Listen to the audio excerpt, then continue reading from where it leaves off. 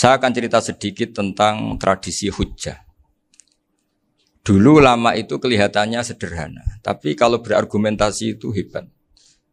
Tadi Gus Yofur menyebut kitab Mbah Hasyim itu mengharamkan kentong. Beliau masyhur itu punya kitab namanya Al-Jasus an Tahrimin Nakus. Intinya kentong itu haram. Secara dalil ini meyakinkan sekali karena ketika Rasulullah rembukan sama sahabat, kita dengan apa memaklumatkan orang kalau waktu sholat masuk? Ada sahabat yang usul pakai kentong. Dzakalin Nasoro itu Nasrani. Ya pakai buk itu semacam trompet besar. Dzakalil Yahud. Kemudian ada yang usul kalau gitu api ya Rasulullah dzakalil Majus. Sehingga dari hadis itu Mbah Hasyim berpikir kentong itu haram. Tapi Mbah Fakih Mas Kumambang itu mengkritik Mbah Hasyim dengan ngarang kitab Hazru'us Antahrimin Nakus. Jadi beliau komentari kitab itu sambil geleng-geleng kepala. Kitab kok keliru nganti ngono itu. Jadi cara pikirannya siapa Ki Fakih. Kentong di Indonesia itu kanggo wedhus dicolong gitu. Pos kampling gitu. Kalau ada banjiran ya kentong, ada maling ya kentong. Jadi enggak ada persamaan sama sekali dengan kentong yang milik orang apa? Nasrani. Sehingga di pondok saya itu ada kentong tapi jelek sekali. Karena itu satu-satunya cara supaya beda dengan kentong yang di gereja. Kalau elek kan mirip kentong di pos kampling. Itu ya agak-agak ilmiah sedikit. Dulu ceritanya Gus Yofur itu saya teruskan. Itu singkat cerita, itu kalau yang di kejadian di Termas itu Mbah Dimyati sudah nyuruh semua kentong disembunyikan karena mau ada Mbah Hasyim. Cerita itu mukarrar di Kiai Fakih sama di Kiai Dimyati Termas. Setelah kentong dikumpulkan semua, Mbah Hasyim datang, senang, ngiranya Syekh Dimyati ini sependapat dengan beliau, yaitu sama-sama enggak ada kentong. Tapi setelah itu ada santri yang matur, Mbah Dim pun beres kentong pun kula delikno sedanten. Itu di depan Mbah Hasyim. Jadi GR-nya Mbah Hasyim bahwa Mbah Dim itu sependapat akhirnya hilang. Ternyata ini akal-akalan toh gitu. Karena santrinya matur, Mbah Dim pun beres sedanten kentong beduk sudah disembut singkirkan. Itu di depan Mbah Hasyim. Saking lugunya santri, nah saking ikhlasnya agak ngerti mahalus syahid ini adalah Mbah Hasyim. Saya mau meneruskan cerita Gus Yofur. Dulu, ini cerita dulu. Dulu Mbah Mun ngaji di Lirboyo, tapi Kiai Makhrus ngaji sama Kiai Khalil Harun. Kiai Khalil Harun itu adik juga sekaligus muridnya Mbah Umar Harun. Mbah Umar Harun itu generasi kedua setelah Mbah Ghazali. Beliau menantunya Mbah Ghazali, tapi ya sudah ponaan. Sehingga tradisi ini penting karena saya berkali-kali bilang di mana-mana. Status orang tua dan mbah itu adalah terserah anak cucunya. Bukan terserah mbahnya, tapi terserah anak cucunya. Saya tidak akan bosan mengingatkan ini. Saya pernah di makamnya Nabi Yakub, itu ya dikemuli bendera Israel. Di makamnya Nabi Dawud. Nabi Ibrahim juga dekat sinagog.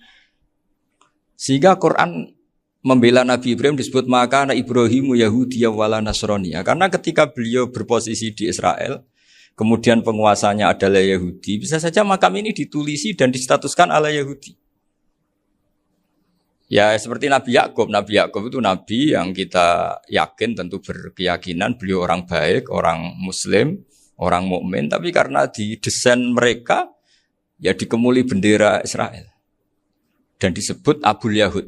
Karena kita tahu nama lain dari anaknya Nabi Yakub adalah Yahuda bin Yakub bin Ishak bin Ibrahim. Sehingga perasaannya orang Yahudi menjadi Yahudi itu yang ngikuti mbah-mbahnya. Nah khawatir saya ketika buyut-buyut kita kaya, buyut saya itu orang kaya dulu, namanya Mbah Durrahman. Itu kaya sekali, tanahnya banyak. Dulu cerita Mbah Hasyim ya kaya sekali, Mbah Maksum juga kaya, Mbah Abdul Aziz juga kaya. Karena dulu itu inginnya kiai itu yo ketok sugih lah, gak ngel-ngelo santri. Tapi nanti kalau cucu-cucunya sudah ndak alim, itu ndak dianggap punya tanah itu karena untuk fasilitas santri. Aku tak kedonyan, mbah-mbahku ya kedonyan. Buktinya tanah yombo. Karena dia akan menafsiri sesuai cara berpikir. Makanya sanad keilmuan yang diceritakan Gus Yofur itu harus diulang-ulang. Kalau enggak diulang-ulang, maka kita akan berpikir sendiri untuk menafsirkan masyayikhonal kiram atau ajdadanal kiram. Nah, ini yang bahaya, yang sering Quran mengingatkan. Jadi ada status yang disematkan oleh anak cucu kayak orang Yahuda tadi. Yahuda bin Yakub bin Ishak bin Ibrahim itu menstatuskan mbah-mbahnya yang bernama Ibrahim itu Yahudi. Sampai Quran sendiri yang bela makana Ibrahimu Yahudi wala Nasrani. Karena secara geografis sekarang Ibrahim di Israel dan otoritas itu juga milik mereka sehingga mereka bisa masang-masang atribut yang menunjukkan kalau itu Yahudi. Beberapa al-alim al-alamah yang minna itu sudah wafat dan kadang-kadang zuriyahnya itu tidak kita. Kalau sekarang orang bahasakan kubu sebelah. Akhirnya ya nggak boleh dikholi, nggak boleh diziarah. Terus seakan-akan yaktaduna bi ra'yi, seakan-akan mereka berpendapat dengan pendapat syekh ini padahal enggak. Nah, sehingga tradisi ketersambungan sanad tadi baik secara genetik atau secara asbab itu harus terjaga. Saya beberapa kali banyaklah sering diceritain Mbah Mun. Dulu Mbah Munawir ini cerita ya, Mbah Munawir itu saking senenge kitab, ben santri ini iso ngaji kitab. Itu kalau ada alumni Lirboyo, alim disuruh baca muin di sini itu Mbah Munawir ikut. Saking ingin tasjeknya, ingin ngajari santri bahwa ngapal Quran udah hafal tok, tapi yo paham. Dan penggalinya Mbah Munawir itu sampai klimaknya dulu Mbah Zaini itu nate nikah sama Nyai Komariah kalau nggak salah, binti Karim, binti Manap. Punya putra Gus Habib, Gus Toha yang diantara putrinya dinikahi Gus Rozin. Terus akhirnya kesampaian juga ketika Mbah Munawir punya mantu alim alama namanya Mbah Ali Maksum, angsal Nyai Hasyimah. Sampai pondok Kramcak ma'ruf bil ilmi, terutama ilmu sorof dulu karena Mbah Maksum itu komplain, fa'ala ya fulu kok terus fa'lan ya fa'ala ya fulu ya uf'ul gitu kan. Masuk fi'il kok jejer isim gitu. Jadi dulu kata Mbah Mun itu ada persaingan ilmu sorof, sorofnya Mbah Maksum Ali Kuaron sama Mbah Ali Maksum Jogja. Jadi walian tok, yang satu Maksum Ali Kuaron, yang satu Ali Maksum. Ya itu dulu saingan ngarang sorof. Nah ini yang menang siapa? Ya terserah duriannya. Kalau duriannya keren ya menang karena terserah yang kampanye. Saya bayangkan adekan Mbah Zubair tidak punya anak sealim Mbah Mun. Mungkin kalau Mbah Zubair juga tidak sewow kalau punya putra Mbah Mun. Karena saya berkali-kali bilang kalau dalam syair Arab itu kama takarroma, kadang dilafatkan kama tasyarrofa bi Muhammadin adnanu. Orang berpikir Adnan itu siapa? Itu karena ada Nabi Muhammad SAW. Orang mencari-cari Mbah Mun itu mencari Mbah Zubair karena ada Mbah Mun. Orang mencari Mbah Dahlan karena ada Mbah Zubair. Wong kok alime ngono iku bapake sapa? Wong kok alime ngono iku putune sapa? Tapi kalau kita ini sudah ndak alim, ini orang sudah enggak tertarik nyari-nyari leluhurnya karena dianggap selesai. Jadi yang dengan tanda kutip yang menghabisi mbah-mbahnya itu ya mesti cucunya. Ini mau ngamuk, mau peringatan, tapi ini juga peringatan pada diri saya sendiri. Jadi sehingga zuriyah ini penting. Kenapa para nabi mesti donga zuriyatan thayyibah? Kenapa selalu berpikir tentang zuriyah? Wa ja'alaha kalimatam baqiyatan fi aqibi. Karena zuriyah ini yang nanti bisa menstatuskan leluhurnya. Seperti tadi cerita Mas Maftuh ini, tak puji betul, saya hari ini tidak ingin gojlok. Supaya kewalian saya tidak tergerus oleh kedoliman. Saya pernah diceritain Gus Zofur, juga sering baca buku tentang Mbah Maksum. Dulu Mbah Maksum kalau wasiat kembali ya gitu. Kamu harus NU dan harus mempertahankan NU. Tapi tidak dengan cara membenci Muhammadiyah. Dulu Mbah Mun juga sering cerita. Dulu Mbah Hasyim itu ngaji Syekh Mahfud. Nah, Mbah Ahmad Dahlan dulu namanya Darwis sering ngaji sama Syekh Khotib Minangkabau. Zaman itu Syekh Khotib sudah modern, sudah ikut gerakan Abdu, gerakan Almanar. Sehingga bawaannya Mbah Ahmad Dahlan ini agak agresif. Yang Mbah Hasyim karena hanya mulazim di Syekh Mahfud, hanya sesekali ngaji Syekh Khotib, beliau lebih seperti itu. Dan dua beliau ini sama-sama pernah ngaji Mbah Soleh Darat di Semarang. Mbah Hasyim sama Mbah Ahmad Dahlan yang dulu namanya Darwis. Jadi ini masih min muskatin wahidah mimam bain wahid. Sehingga kita tidak kaget ketika Mbah Ali Maksum mengomentari Muhammadiyah itu masih ahli sunnah wal jamaah. Makanya nanti terakhir saya baca kitabnya Mbah Ali dan sering saya pelajari. Andai kan kita ini sepakat dengan ilmu, ya kita tahulah. Kalau Abu Hanifah itu tidak kunut, Imam Syafi'i kunut, berarti kunut itu mazhabnya Abu Hanifah, bukan mazhabnya Mbah Ahmad Dahlan. Apa tidak kunut itu mazhabnya Abu Hanifah, bukan mazhabnya Mbah Ahmad Dahlan. Kita kunut itu mazhabnya Imam Syafi'i, bukan mazhabnya Mbah Hasyim. Ini semuanya masih dalam bingkai ilmu. Adzan qabla subhi juga riwayatnya jelas. Tidak adzan ya sudah perilaku kita sudah jelas. Dulu Mbah Mun sering didik kita gitu. Saya sering dengar cerita kalau dulu Pak Arif Fakhruddin begitu hormat sama Mbah Ali, apalagi zuriyahnya Mbah Azhar Basir, karena beliau dulu do ngaji di Termas. Dulu itu enggak ada masalah karena semuanya dianalisis pakai ilmu. Tapi sekarang pakai identitas, yang kunut tuh NU, yang enggak kunut Muhammadiyah. Berarti Abu Hanifah itu Muhammadiyah, Imam Syafi'i itu NU. Berarti Imam Syafi'i itu ya anak buahnya Ki Miftahul Ahyar kira-kira gitu karena anak buahnya Pak Said Akil. Kan terus jadi repot. Dulu kita ini pengagum ilmu, bukan pengagum perbedaan. Sehingga di sini yang saya kagum dari sekian ceritanya Mbah Ali Maksum, supaya kitab ini to the point, supaya nggak lama-lama karena waktunya juga. Nanti kalau kemalaman ini kena semprit ini sudah. Ini di antara yang diceritakan Bali itu unik. Imam Syafi'i itu sering tawassul, sering wasilah sama siapa itu? Abu Hanifah. Ini sudah tak petakan, saya baca yang sensitif lah, so yang ini ya. Ziyar al-Babus Samin, terus sebentar ini yang bab tawassul.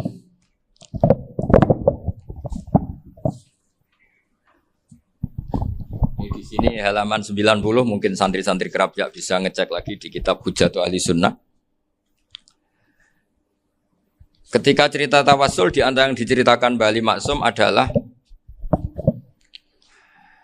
perilaku ya, bukan sekedar statement tapi apa?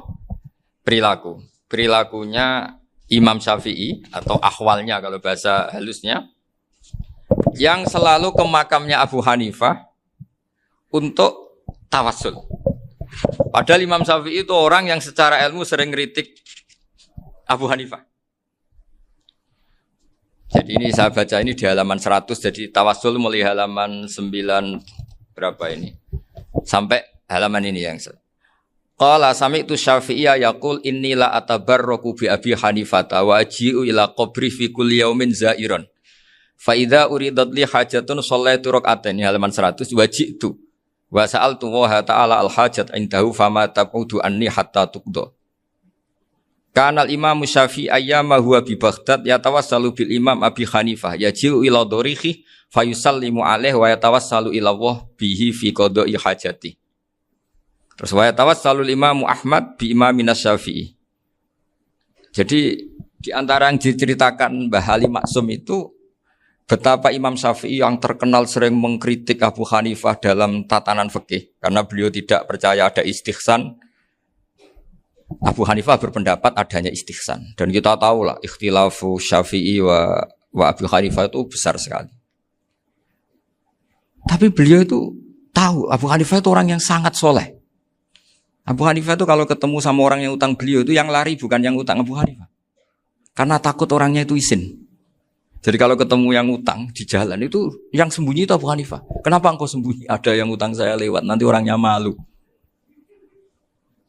Jadi setingkat Robi'ah Adawiyah itu beliau di rumah ada maling itu sembunyi. Ditanya kenapa engkau sembunyi? Malu, gak ada yang dimaling. Malu sama malingnya karena serumah itu gak ada barang yang layak dicolong itu. Itu Robi'ah dia sembunyi. Itu yang bisa niru itu Abu Hanifah. Jadi wali-wali besar ini ternyata saling menghormati dan saling tawassul. Nah saya berharap tawassul ini bukan sekedar perilaku sosial, tapi memang ada sanadnya. Sehingga terus diceritakan Bali di sini dulu istaqa Umar bil Abbas. Kata siapa tawassul harus dengan Rasulullah SAW? Dulu istaqa Umar bil Abbas. Sayyidina Umar itu tawassul istisqa dengan Sayyid Abbas. Padahal kita tahu Sayyid Abbas ini tidak nabi. Terus beliau cerita sampai Imam Syafi'i tawassul sama Abi Hanifah. Sehingga enggak ada perdebatan itu kan Umar. Kalau Umar kan ada jaminan boleh diikuti karena beliau sahabat. Bali cerita tentang Imam Syafi'i yang tawassul dengan Abu Hanifah. Seargumentatif itu. Sehingga ada cerita dalam sebuah tafsir. Ya saya ulang lagi, ada cerita di sebuah tafsir. Kenapa Nabi Musa ditanya Allah, wa matilka biyaminika ya Musa? Ma'ana wa ta'ala a'lam. Tentu Allah sangat tahu yang di bawah Musa itu apa. Karena Allah tahu Nabi Musa itu grogi. Orang dipanggil Wali Maksum pasti grogi, santri dipanggil Mbah Mun pasti grogi. Kenangan saya setiap dipanggil Mbah Mun ya mesti tanya, yang ringan-ringan, wis sarapan ya. Arung sarapan ya sarapan. Pas sarapan ya kan tanduk mangan sing enak, wong santri ora tau mangan enak. Ya enggak pernah ngomong yang penting, ngendikan yang penting. Nah, karena Nabi Musa ini grogi, ini sebagian tafsir. Itu ditanya yang ringan, "Sakowe iku nggawa apa?" Karena pertanyaannya ringan, Nabi Musa juga ringan. Ya Nabi Musa itu sampai lali, iku pangeran sing ya'lamu sirra wa akhfa. Diterangno. Niki tongkat Gusti. Gunane kathah Gusti tongkat iki. Qala ya asaya atawakkau 'alaiha wa ahusyu biha 'ala ghanami wal ya fiha ma'arifu ukhra. Oh, tongkat Gusti niki penting mesti. Nggih nak. Nggih macam-macam lah Gusti. Atawakkau 'alaiha wa ahusyu biha 'ala ghanami kangge menghalokan wal. Masih terangno terakhir dan yang lain-lain Gusti. Wal ya fiha ma'arifu ukhra. Sehingga akhirnya rileks. Karena Nabi Musa terus ngerti. Ternyata ketemu pangeran itu gak seserem yang saya bayangkan gitu. Pertanyaannya ringan. Itu ada ilmunya. Tapi cerita ini yang versi tafsir ini tidak yang seperti di Manaqibul Ghazali. Di beberapa kitab tentang Manaqibul Ghazali diceritakan di alam roh Nabi Muhammad SAW itu yubahi bi ummati, saking yubahinya sampai ngendikan ulama ummati ke anbiya'i Bani Israel. Ulama umatku itu pinternya atau statusnya itu mirip-mirip lah. Kaf itu ya mirip-mirip kayak ulamanya nabinya Bani Israel. Akhirnya Nabi Musa itu tersinggung sekali. Bagaimana mungkin ulama disamakan dengan apa? Nabi. Sehebat-hebatnya ulama itu kan tidak akan yabluhu darajatan nubuwah atau yartaqi ila darajatin nubuwah. Itu akhirnya, ya kalau kamu nggak percaya panggil. Yang dipanggil Imam Ghazali. Ya Nabi Muhammad juga nggak mau kalah itu. Kalau manggil ulama RT ya kalah keok. Gitu. Akhirnya Imam Ghazali datang, ditanya sama Musa, "Mas muka, nama kamu siapa?" "Ana Muhammad bin Muhammad Al-Ghazali At-Tusi Asy-Syafi'i." Itu disebut panjang. Terus Nabi Musa guyu-guyu. "Kamu ulama kok ngomong yang nggak penting. Ditanya namanya kok penjelasannya sepanjang itu. Dianggap itu satu kesalahan. Masa tanyanya nama kok ditanya jawabnya Muhammad bin Muhammad Al-Ghazali At-Tusi Asy-Syafi'i. Kepanjangan itu. Ketika Nabi Musa agak mencibir, agak gimana itu terus jadi Imam Ghazali, kalau ini masalah, lebih masalah jenengan. Apa itu? Yang tanya jenengan tuh Allah ya alamu sirra wa akhfa, dan Allah hanya tanya wa ma tilka biyaminika ya Musa. Harusnya jenengan jawab asoya titik, bukan kepanjangan. Atawakkau 'alaiha wa syubha itu kepanjangan. Allah tanya yang di bawah kamu itu apa? Yang di tangan kamu. Harusnya jawabnya hanya asoya. Tapi kenapa penjelasannya sepanjang itu? Sampai terakhir waliya fiha ma'arifu ukhra. Terus pinter tenan kayak gitu. Terus Nabi Musa terus bilang, ya pinter tenan aja gitu. Padahal kita tidak pernah GR seperti itu kan, kebetulan Imam Ghazali gitu. Kalau yang lain mungkin ya keok lah kira-kira gitu. Tapi ini cerita dalam khazanah keilmuan. Benar yang dikatakan Gus Zofur. Saya termasuk orang yang pernah mondok Lirboyo Pasanan. Jadi setelah saya disuruh nemani Gus Kamil, tahun berikutnya Gus jenengan disuruh. Pokoknya anakku bosak ulan lah kudu tahu mondok Lirboyo. Biar aku tahu ngaji Wakarim. Terus yang disuruh mbaturi Gus Kamil itu saya. Jadi saya pernah 1 bulan tuh di Lirboyo. Karena saya ini santri beling ya, kontraknya pokoknya penting ziarah Bakarim. Biasanya nggak pernah ngaji. Pokoknya gerbar ngisa. Ziarah ya sudah. Ngaji subuh ingat saya sama Gus Imam. Itu dari 17 hari ingat saya ngaji 2 kali. Tapi kalau ziarah ke Bakarim sudah lupa jumlahnya karena memang kontraknya disuruh ziarah. Sampai seperti itu. Dan saking senengnya bangun sama Bakarim saya masih ingat. Ngamplopi salam template itu masih ingat untuk Gus Anwar, untuk Gus Imam, untuk Gus Kafabi, termasuk untuk Gus Maksum. Itu malam-malam saya dijak ngamplopin. Zaman itu saya masih ingat selawewu. Zaman itu kos 1 bulan itu 13.000. Jadi kira-kira kalau 25.000 itu untuk kos 2 bulan. Jadi saya krusnya itu pakai kos. Saya masih ingat Mondok Sarang itu kos 1 bulan 13.000. Berarti kira-kira 500.000 itu di amplopin sendiri sama Bang. Ini untuk Gus War, ini untuk Gus Imam, ini untuk Gus. Padahal Gus Imam ini mondoknya sudah dibangun. Itu bangun hormatnya sampai untuk jatah salam template. Nah yang ribet kebalikannya, kita pulang Gus Imam karena melihat Gus Kamil ini putrane Mbah Mun, Gus Kamil disangoni.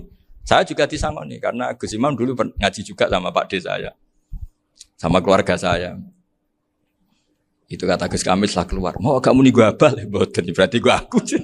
Karena ini penting. Ini kalau sampai dianggap tukar guling, ribet deh. Jadi ditakwil sendiri lah. Mau kamu nih gue abal ya, boten wis. Yes berarti halal. Tapi sama Mbah Mun ya ditanya. Ditanyanya bukan apa karena untuk meneruskan tradisi bahwa kalau kiai ketemu itu ya saling memberi hadiah, saling itu sudah faqaddimu baina yadayna jawakum apa? Sedekah. Sehingga ketika Krapyak ini punya Bali Maksum alim allamah, kemudian melahirkan murid-murid yang juga ibar kayak Mbak Warsun bisa ngarang apa Kamus Al-Munawwir, Pak Bik juga punya karangan Kamus Al-Mu'asir. Saya itu punya semua. Karena ini adalah buah dari bahwa kita ini tidak kalah sama produk-produk yang di sana. Bahwa produk di kita ini sudah cukup untuk mengantarkan orang menjadi alim allamah. Dulu Mbak Zubair ke Mekah ya sudah alim allamah. Gus Zufur ke Al-Azhar sudah alim semua. Teman-teman kita ke Mekah itu sudah alim semua. Padahal produk mondoknya ya tadi. Mau digojlok kiai ini, terus mangkel be keamanan biasanya. Biasanya musuh besar pondok itu keamanan. Jadi ya bukan berarti gojlok ibunya Gus Maftuh enggak. Biasanya keamanan itu musuhnya apa? Banyak. Itu tradisi keilmuan itu harus dijaga dengan hujjah dan dengan tadwin, dengan pembukuan. Saya punya sekian cerita ya, misalnya dulu kita mungkin iskal itu janggal. Kenapa sih orang Islam tukaran sama orang Islam? Sehingga di antara doa Nabi yang enggak dikabulkan Allah, enggak boleh dikabulkan sama Allah enggak boleh, bukan berarti enggak mustajab.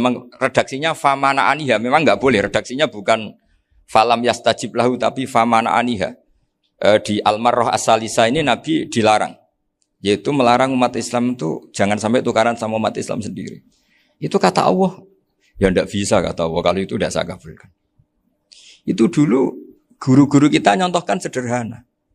Kira-kira kalau saya tukaran wek Gus Zofuru, Mbah Mun luwih ikhlas dibanding ditukari wong liya. Nak ana kakak ditabuk adik, wong tua luwih ikhlas dibanding ditabuk tangga. Barokahnya membaca kita lebih mentoleransi. Kalau ada Mbah Hashim dikritik Mbah Fakih Mas Kumambang, kita ikhlas itu. Tidak dikritik guru PAUD, itu kan. Atau dikritik orang-orang yang nggak bisa ngaji. Artinya ternyata keliru kita bilang kiai kok tukaran. Justru bagus kiai tukaran. Dibanding kiai dikritik guru PAUD atau dikritik orang-orang yang nggak bisa baca kitab. Akhirnya barokahnya baca kita menjadi tahu. Dulu Mbah Mun sering cerita, ini masih cerita silsilah ya. Jadi Bali Maksum tadi kita tahu di antara guru besarnya Bali Maksum tentu Mbah Mahfud Termas. Beliau adalah adik dari Kiai Mahfud Termas. Mbah Dimyati ini adik Kiai Mahfud Termas. Itu punya saudara namanya Abdur Razak, juga punya saudara namanya Dahlan. Itu yang membawa Thariqah Syadziliyah di Solo Raya. Yang sekarang alhamdulillah diteruskan Gus Wafi. Dulu di antara pesannya Mbah Mun ke saya, hak Wafi kandani kon ziarah ning Mbah Dimyati. Mergo Thariqah Syadziliyah dulu itu yang bawa keluarganya Mbah Dimyati. Jadi semuanya ini masih dzurriyyatan ba'duha min ba'd. Nah pesan saya karena tadi Mbah Munawwir yang termasuk orang pertama yang bawa Quran, bawa qiraah Sabah. Kenapa saya bilang termasuk? Karena kalau bilang paling pertama ini nanti butuh data. Dan itu agak kerepotan lah. Tapi yang jelas mimman istahara lah. Mimman istahara yang membawa Sabah ke sini itu adalah Mbah Munawwir. Terus beliau ngajarkan diantaranya ke Mbak Arwani, pakai kitab Satibi, pakai kitab Nazmus Satibi. Terus Nazmus Satibi itu diteruskan oleh Mbak Arwani, ditulis. Yang nulis dulu Mbak Dola Salam. Bapak saya itu murid Mbak Dola. Dulu Mbak Dola sebelum ke Mbak Arwani ngaji sama Ki Said di Sampang. Bapak saya sebelum ngaji di Mbak Dola sudah hafal Quran lewat buyut saya sendiri namanya Ki Zubaidi. Yang Ki Zubaidi akhirnya jadi menantunya Mbak Ahmad Su'eb. Jadi buyut saya kandung ini namanya Sofia, itu angsal keluarga Lasem yang adiknya. Sofia ini punya adik Badiah yang jadi ibunya Ki Sahal. Terus Ki Sahal punya Mbak Yu namanya Muzayanah, punya di garwa Ki Mansur punya anak Gus Qayyum. Jadi dulu ibu saya, ibunya Gus Zofur, ibunya Pak Maftuh itu semuanya di Lasem. Karena saya dari keluarga Gen ya Lasem, dari keluarga sanad guru ya Lasem. Tapi Lasem Bahdawi itu dulu ngajinya di Mbah Umar Harun di Sarang. Mbah Umar Harun ini menangi Sayyid Ahmad Zaini Dahlan. Sayyid Zaini Ahmad Zaini Dahlan ini punya cucu keempat yang hidup di Sedan. Terus makamnya di Lasem. Namanya Habib Haidar. Itu yang nulis biografinya Mbah Maksum. Mbah Maksum bukan Bali. Biografinya Mbah Maksum. Itu ditulis oleh Habib Haidar, namanya Haidar bin Hasan bin Sodaqah bin Ahmad Zaini Tahlan. Nah, Habib Haidar ini menantunya Sayyid Hamzah Sato. Hamzah Sato itu Hamzah bin Abdullah bin Umar. Itu kakaknya Sayyid Abi Bakar Sato, Sohibul I'anah.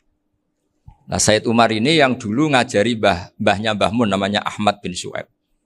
Nah, di antara ajarannya adalah baca kitab-kitab kecil yang bisa dihafal. Dibawalah ke sarang jadi metode muhafadzah. Tapi kemudian lama-lama oleh pondok itu jadi syarat kenaikan kelas. Dulu enggak ada muhafadzah untuk kenaikan kelas ya, supaya orang alim itu harus hafal. Lama-lama dipakai syarat untuk muhafadzah. Jadi semua ini sanad harus kita ingat supaya kita bisa menjaga tradisi. Termasuk tradisi ini kiai seneng jagungan, terus ngomong ra penting. Itu juga sanad.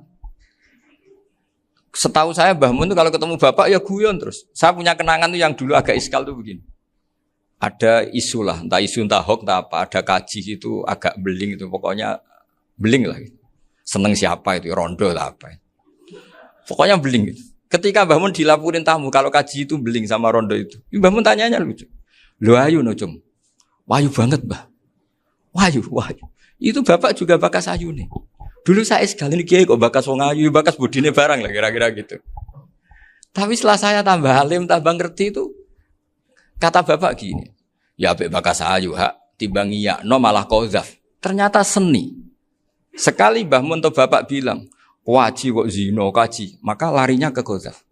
Maka menghindari bahasa menuduh, ngomong yang enggak penting. Loh ayu no. Jadi kiai dulu tuh orang sok suci tapi menghindari hal-hal yang jadi punya seni untuk ngelola kehidupan. Orang bermalam-malam jagungan sama teman asik itu kan perlawanan terhadap nafsu kita, syahwat kita untuk mungkin nikmati dugem di bar atau di tempat-tempat maksiat. Itu setan di Indonesia tuh kakuati sama Ki Jawa. Orang supaya enggak tertarik maksiat itu Ki Jawa cukup ketemu kancane masak terong guyon. Gejol-gejolokan zaman mondok, sewengi lulus sangka maksiat, bar wis tutup. Perlawanannya sederhana, enggak pakai tahajud, enggak pakai wiridan, karena Kiai Jawa juga koyo rapati potongan ahli ibadah gitu. Itu jagungan. Gitu. Jadi setahu saya itu pernah lihat Bali itu sekali ketika beliau ngisi ceramah di Mbah Hamid Bedowi, saya masih kecil diajak bapak. Dulu kalau bapak ngelihat Bali sama Mbah Hamid itu mesti nangis, karena dua orang alim bertemu. Yang akhirnya ya bisanan itu. Mbah Hamid punya anak Gus Nasih, di sini ada Mbah Nafisa, terus jadi Mbak Salih Hindun itu. Jadi dulu tuh ya guyon terus ketika ketemu. Itu yang sering bodoni Mbah Hamid itu ya Ki Bisri. Ki Bisri itu kalau datang ke Ki Hamid Pasuruan, nak wali tenan aku teko ditata nomangan. Jadi ukurannya ya. Ternyata sampai sana dikeimangan tenan. Masih belum mengakui, kan nak wali tenan aku kiai rung di mobil, dongakno aku di mobil. Sudah kalah satu seri itu masih gak terima. Lalu itu Mbah Hamid akhirnya berdoa, ayo monggo, mungkin-mungkin Ki Bisri gak ada mobil. Itu setelah didoain masih tanya, mereknya apa merek? Jadi itu Mbah Hamid jawab, ya paling Holden itu, paling Holden.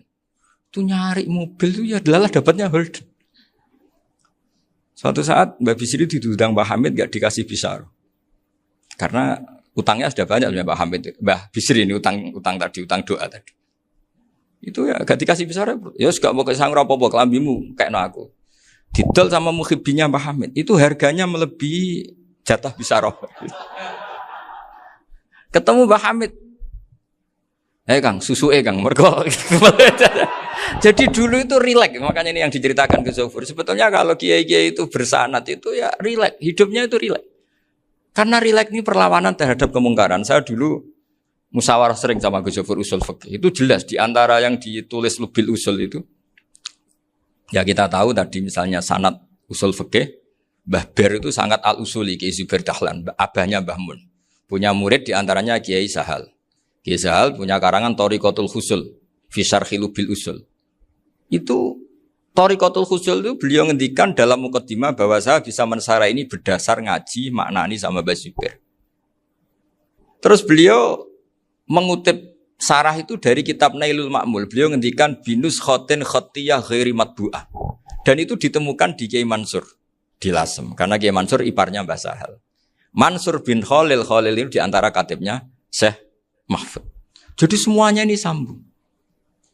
Mbah Ber, saking ahli usul fikihnya, kalau ngajar usul fikih itu kalau guyon takriran saya ini lebih memahamkan ketimbang Sarah.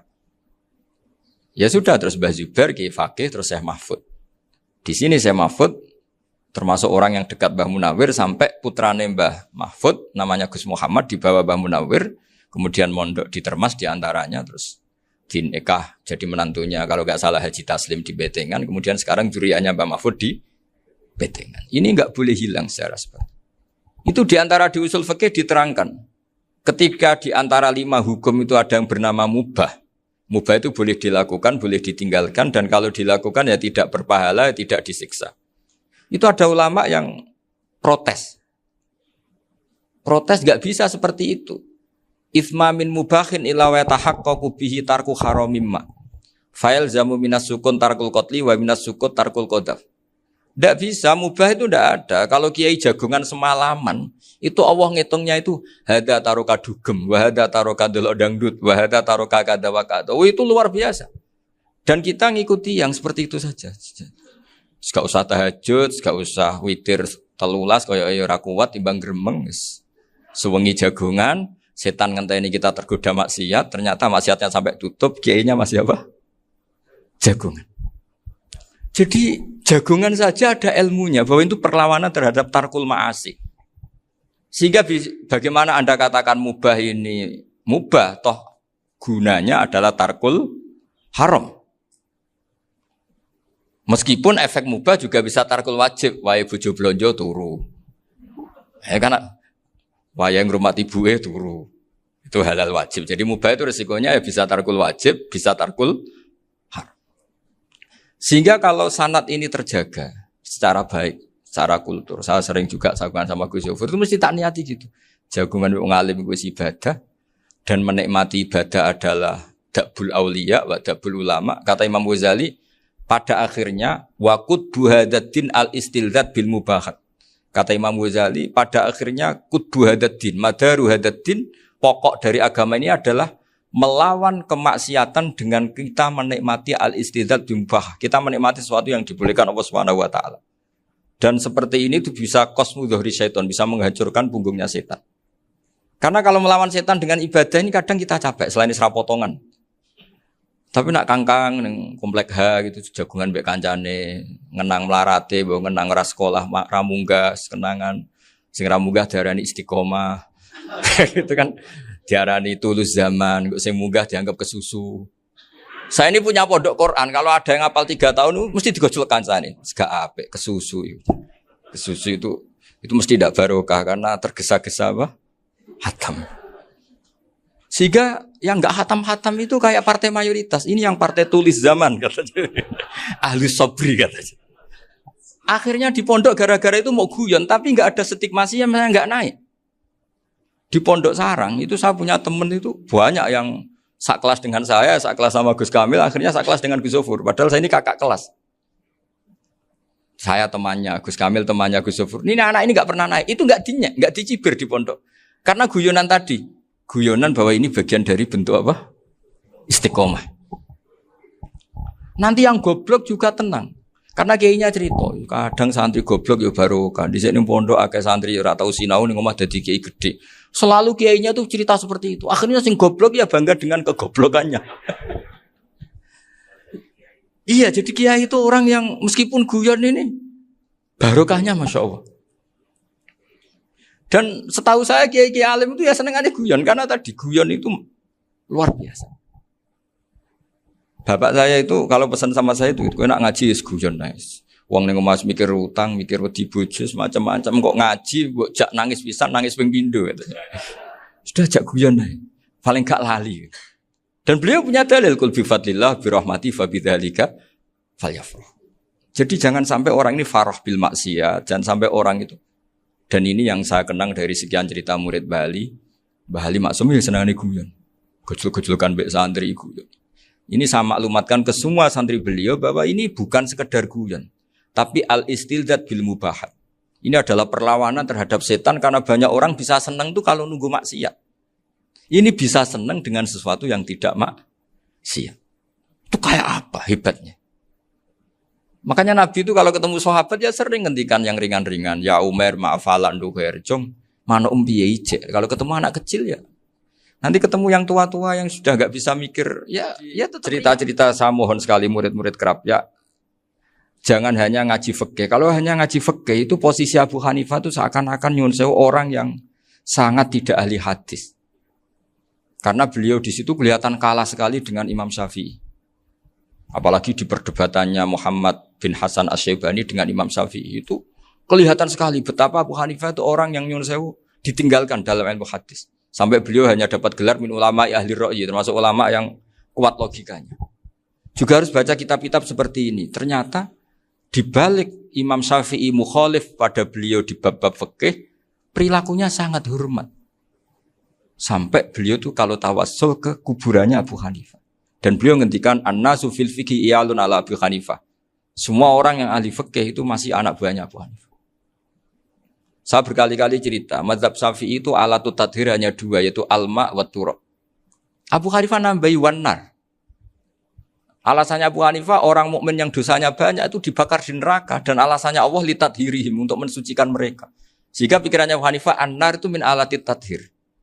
Apa yang terjadi ketika bata itu batu bata yang dibakar di situ campur teletong campur apa-apa itu kalau sudah mazhab Abu Hanifah selesai sudah suci karena sudah ngelewatin pembakaran.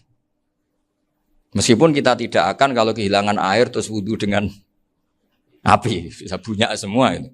Tapi apapun itu menjadi solusi. Sehingga saya punya kitab namanya Ikhtilafu Malik Ikhtilafu Malik wa Abu Hanifah atau Ikhtilafu Syafi'i ma Abu Hanifah.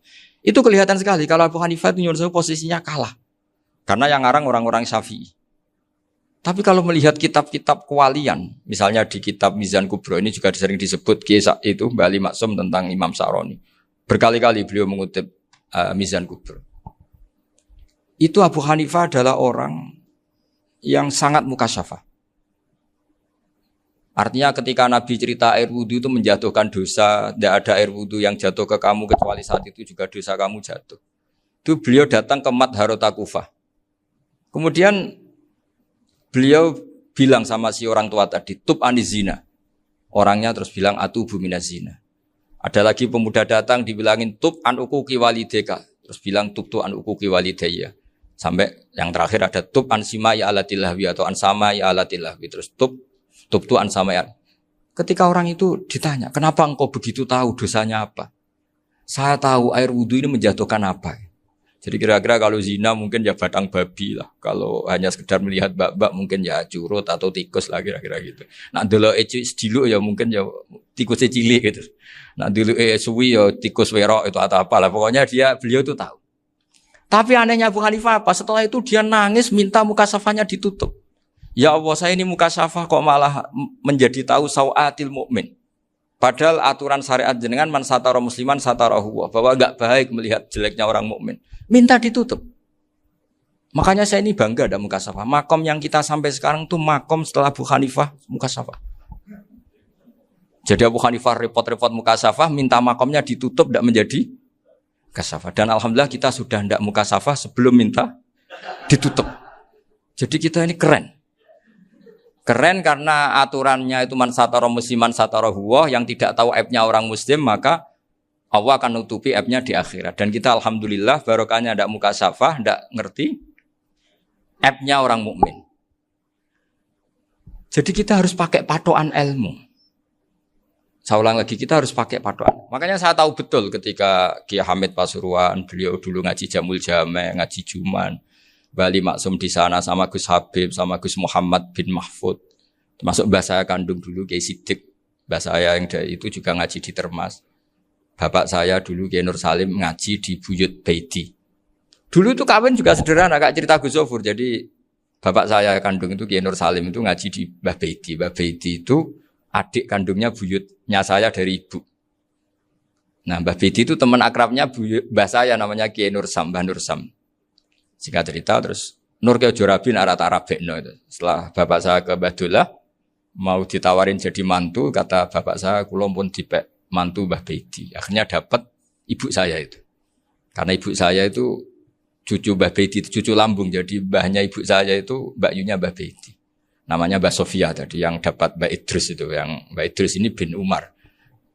Ya Mbak Umar yang mbahnya Mbah Hamid. Hamid bin Abdul bin Umar. Kalau bahasa itu Fatimah binti Idris bin Umar. Dulu kecilnya Mbak Idris namanya Abdul Khalik. Kalau kecilnya Mbah Hamid namanya Abdul Mukti. Kalau kecilnya Mbah Maksum namanya Muhammadun kalau nggak salah. Dulu itu orang dulu itu namanya dua-dua karena diganti ketika musim apa? Haji.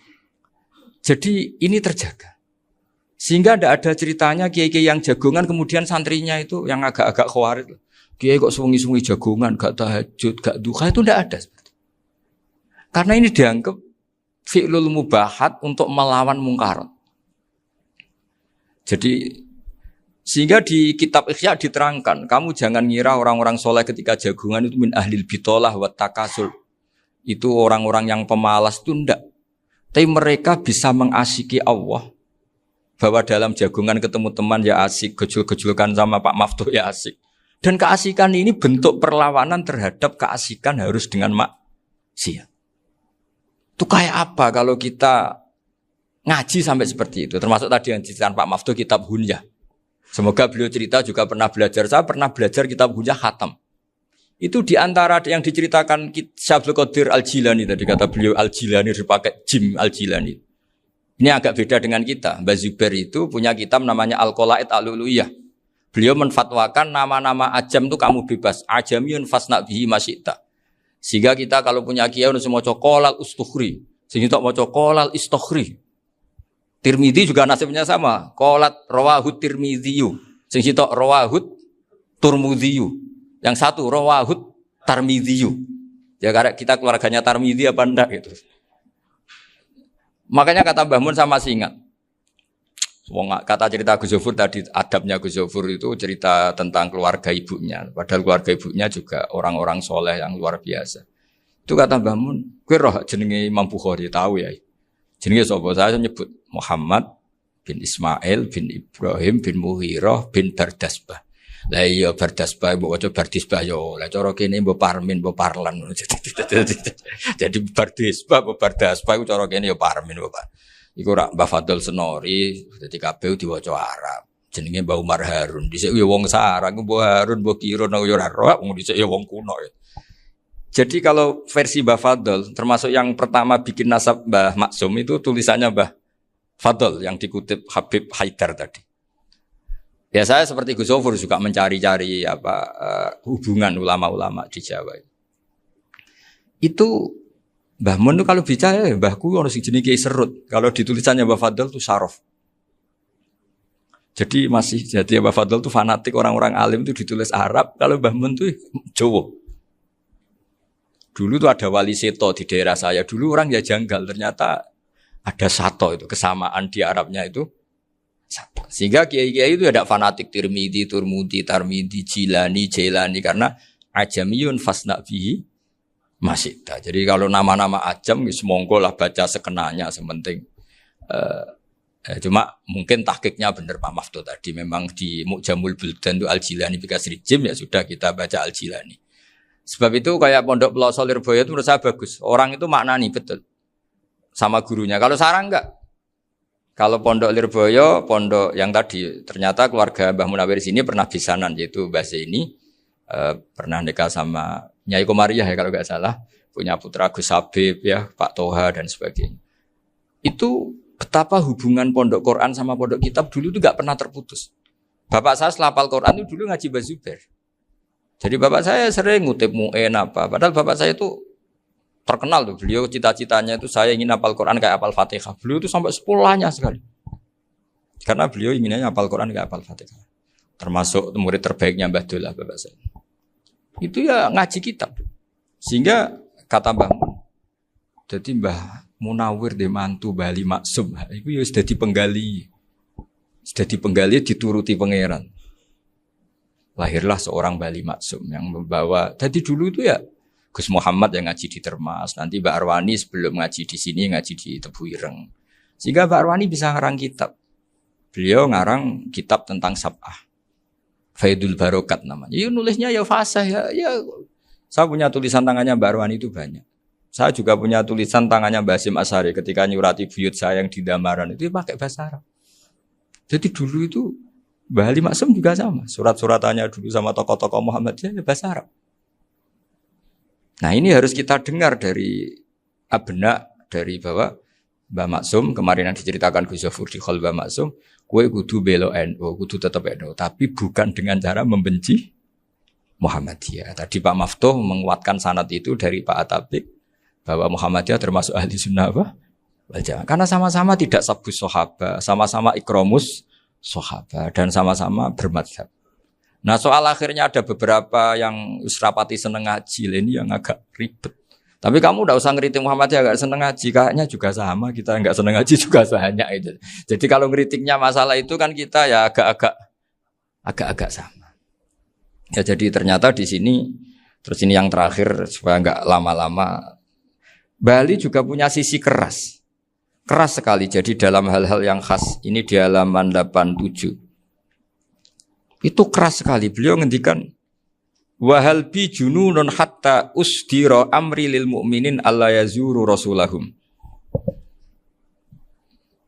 Jadi ketika saya tadi sudah bilang bahwa beliau sering muji Ibnu Taimiyah dalam banyak hal, tapi dalam banyak hal juga beliau mengkritik Ibnu Taimiyah ketika menafsirkan la tusaddur rihal illa ila salasati masajid. Kemudian Ibnu Taimiyah tidak mentasrekkan, tidak mensunatkan ziarah kubur Rasulullah sallallahu alaihi wasallam. Beliau mengkritik. Dan cara mengkritik adalah ngendikan ulaikal ladzina yuriduna ayyahulu bainahu sallallahu alaihi wasallam wa baina ummatihi fi nakhiyatin. Itu adalah orang-orang yang ingin membuat batas antara Nabi dan umatnya. Saya termasuk terinspirasi makalah Bali ini adalah bagaimana Anda mengkafirkan orang Islam berdasar qala Rasulullah sallallahu alaihi wasallam. Wan nabiyyu asyaddun nasi syafaqatan li ummati. Wan nabiyyu akhrasun nas, orang yang paling serius supaya umatnya ini selamat. Kemudian Anda dengan hadisnya Nabi mentafrik bainahu wa baina ummati berdasar dawuh Kanjeng Nabi.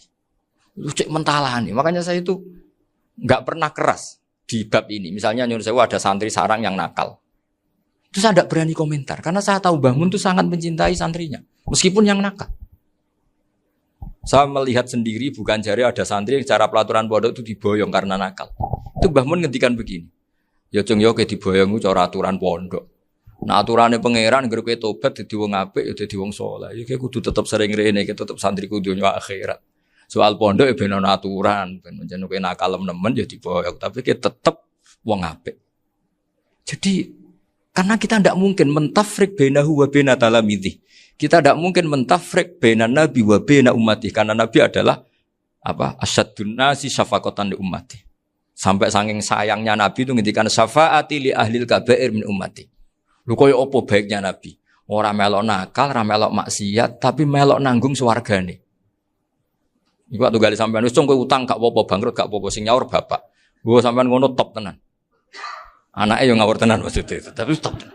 Lah nabi ku umate sing dosa iku umate, nabi sing nyuwun sewu, cara Jawane sing kangelan nyafaati. Karena nabi gak boleh dipisahkan dengan umatnya. Makanya kata Bali Maksum, ulaikal ladzina yuriduna ayyahulu bainan nabi wa baina ummati. Itu mereka-mereka adalah orang yang ingin memisahkan nabi dengan umatnya. Nah, masa kita ngafirkan umatnya nabi berdasar dawuh nabi? Itu kan sama, saya benci santri Anwar berdasar dawuh Mbah Mun, padahal orang tahu semua begitu sayangnya Mbah Mun terhadap santrinya. Sama juga kamu benci santrinya Bali Maksum berdasar dawuh Bali, padahal beliau sangat mencintai santrinya. Nah, kultur-kultur seperti ini tidak boleh hilang. Kita punya sanad, punya guru, punya keluarga yang sama. Jadi mbah-mbah saya itu orang Tuban, dekat sama posisi Ibrahim Asmoro Konti tadi yang diceritakan. Jadi di kampung saya, kampungnya bapak saya itu ada makomnya Siti Syariah, itu mbak kandungnya Sunan Bonang. Dan bapak dulu sering ngajarin ziarah saya ke Mbak Asy'ari. Mbak Asy'ari itu bin Jumadil Kubro, berarti Mbak Asy'ari itu saudaranya Mbak Ibrahim Asmoro Konti, gurunya Sunan Bonang. Jadi Sunan Bonang ke Tuban tuh karena disuruh ngaji sama Mbak Asy'ari, Mudin Asy'ari itu yang di Bejagung. Jadi ini semua sanadnya itu jelas, aturannya jelas. Kan Sunan Bonang bin Ampel bin Ibrahim Asmoro Konti bin Jumadil Kubro. Lah yang Mbak Asy'ari ini adiknya Ibrahim Asmoro Konti, makamnya di Bejagung di Tuban. Dulu Sunan Bonang sebelum ngaji kemana-mana ngaji di Bejagung itu di Mbak Asari itu. Terus kemudian Sunan Bonang hidup di Lasem, di Pasujudan di Lasem. Makanya Lasem banyak orang alim karena ya dulu Sunan Bonang itu di antara aktivitasnya itu di Pasujudan di Lasem itu. Wafatnya kila di Bonang, kemudian mau dibawa orang Madura ke Madura, terus diambil Mbak Asari, pernah mbahnya karena Muammar Mbak Asari, terus dimakamkan di Bonang. Jadi cara berpikir Mbah Ali ini menginspirasi saya, kita tidak boleh mengkafirkan umatnya Nabi berdasar dawuh Nabi. Karena apa? Itu yang tidak diinginkan Nabi. Nabi itu inginnya yang di luar itu masuk, bukan yang sudah di dalam dikeluarkan. Itu kata beliau, ulaikal ladzina yuriduna ayyahulu bainan nabiyyi wa baina ummati. Orang-orang yang tidak mentasra' ziarah pada Nabi adalah orang-orang yang ingin memisahkan Nabi dengan. Dan begitu kias berikutnya, orang-orang yang sidik-sidik muni ini kafir, ini sudah enggak benar, inilah yurja khairuhu, itu orang-orang yang memisahkan. Dan lucunya berdasar dawuh Nabi. Makanya semua kalau sampai ngaji Mizan Kubro, ini kitab yang sering dikutip Bali Maksum, ketika Nabi ngintikan laisa minna man ghasyana, laisa minna man latamal hudud wa syaqqal juyub bada'a bid'awal jahiliyah, laisa minna min tilkal khoslah. Semua ulama mentafsiri laisa minna fi tilkal khoslah, bahwa dalam hal itu Islam tidak bertanggung jawab. Masa menipu berdasar dibolehkan Islam kan tidak mungkin. Semua perilaku yang salah disebut Nabi laisa minna fi tilkal khoslah, bukan laisa minna fayakunu huwa kafirun. Tidak ada satu ulama yang mengatakan laisa minna berarti orang ini kalau menipu sudah kafir. Ketika dosa ya sak dunya kafir kabeh. Siapa enggak pernah menipu? Sekedar pernah. Siapa enggak sering menipu bahkan? Hobi kadang ya rezekinya dari nipu. Lah itu kalau betul maknanya laisa minna terus kafir, semua orang di dunia kafir. Karena siapa sih yang selain Nabi yang enggak, selain Nabi kan enggak mungkin apa? Maksum. Belum lagi menurut teori usul fikih ada nipu yang wajib. Ya kan misalnya kita orang baik ketemu orang dolim yang memburu perempuan mau diperkosa terus bersembunyi yang kita tahu. Kita wajib nipu apa wajib jujur? Ketika orang dolim tanya, perempuan tadi kemana? Wajib nipu apa wajib jujur? Wajib nipu, karena kalau kita jujur berarti memberi peluang orang dolim menemukan buruannya. Jadi betapa alimnya. Dan ketika kitab Mizan Sa'roni dipakai Bali, dipakai Mbah Mun, saya pernah ngaji Mbah Mun, terus kita tahu maknanya laisa minna fi tilkal khoslah. Sehingga kita tidak mengatakan laisa minna dengan terjemahan letterlek tidak termasuk umatku. Kita tidak akan menambahi fatafrek fayakunu kafirun, tidak akan selamanya. Karena maknanya laisa minna fi tilkal khoslah. Kenapa kita selalu begitu? Karena enggak mungkin kita memisahkan umatnya Nabi dengan Kanjeng Nabi berdasar dawuh Kanjeng Nabi. Karena Nabi adalah berstatus bil mu'minina raufur rahim.